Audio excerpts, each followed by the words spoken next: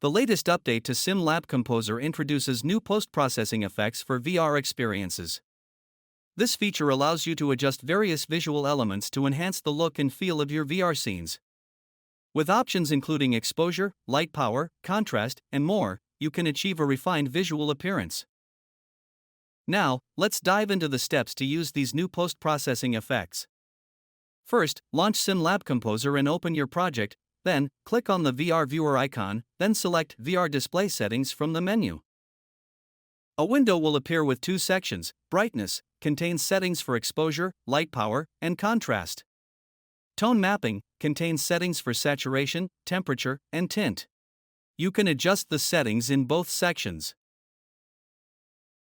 If you want to replicate the look of SimLab Composer 11, set the saturation and contrast to 140%.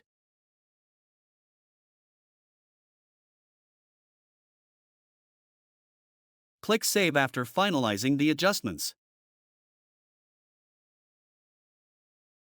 And, if you want to see the result directly, you can edit the settings from the viewer and observe the changes in real time.